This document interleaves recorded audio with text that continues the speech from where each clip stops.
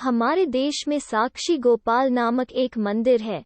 एक बार दो ब्राह्मण वृंदावन की यात्रा पर निकले, जिनमें से एक वृद्ध था और दूसरा जवान था। यात्रा काफी लंबी और कठिन थी, जिस कारण उन दोनों यात्रियों को यात्रा करने में कई कष्टों का सामना करना पड़ा। उस समय रेलगाड़ियों की भी सुविधा उपलब्ध नहीं थी। वृद्ध व्यक्ति ब्राह्मण युवक का अत्यंत कृतज्ञ था, क्योंकि उसने यात्रा के दौरान वृद्ध व्यक्ति की सहायता की थी। वृंदावन पहुंचकर उस वृद्ध व्यक्ति ने कहा, हे युवक, तुमने मेरी अत्यधिक सेवा की है। मैं तुम्हारा अत्यंत कृतज्ञ हूँ। मैं चाहता हूँ कि तुम्हारी इस सेवा के बदले में मैं तुम्हें कुछ पुरस्कार दूं। उस ब्राह्मण युवक ने उससे कुछ भी लेने से इनकार कर दिया, पर वृद्ध व्यक्ति हठ करने लगा। फिर उस वृद्ध व्यक्ति ने अपनी जवान पुत्री का विवाह उस ब्राह्मण युवक से करने का वचन दिया।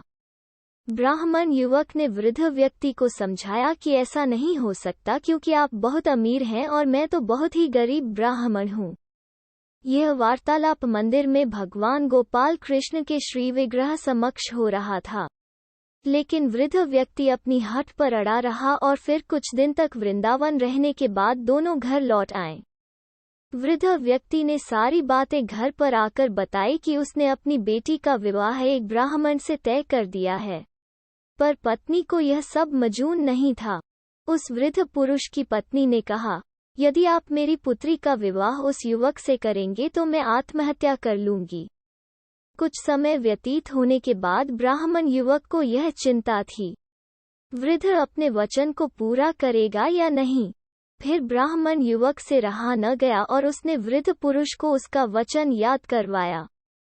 वो वृद्ध पुरुष मौन रहा और उसे डर था कि अगर वो अपनी बेटी का विवाह इससे करवाता है तो उसकी पत्नी अपनी जान दे देगी, और वृद्ध पुरुष ने कोई उत्तर न दिया।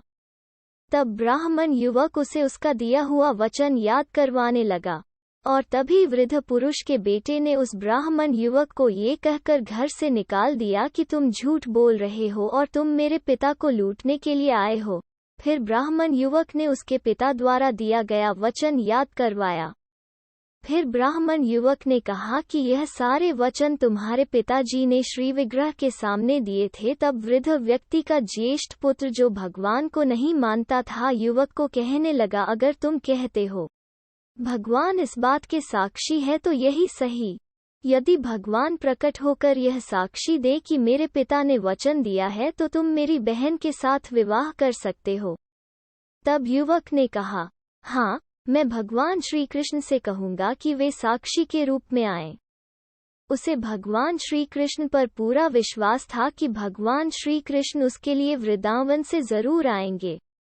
फिर अचानक वृंदावन के मंदिर की मूर्ति से आवाज सुनाई दी कि मैं तुम्हारे साथ कैसे चल सकता हूँ, मैं तो मात्र एक मूर्ति हूँ। तब उस युवक ने कहा कि अगर मूर्ति बात कर सकती है तो साथ भी चल सकती है। तब भगवान श्री कृष्ण ने युवक के समक्ष एक शर्त रख दी कि तुम मुझे किसी भी दिशा में ले जाना, मगर तुम पीछे पलटकर नहीं देखोगे। तुम सिर्फ मेरे नूपुरों की ध्वनि से यह जान सकोगे कि मैं तुम्हारे पीछे आ रहा हूँ।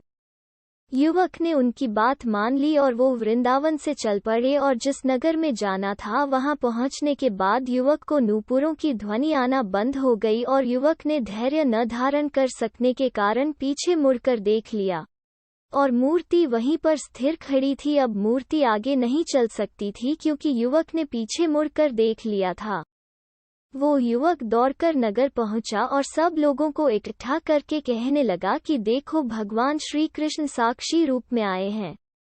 लोग स्तंभित थे कि इतनी बड़ी मूर्ति इतनी दूरी से चलकर आई है।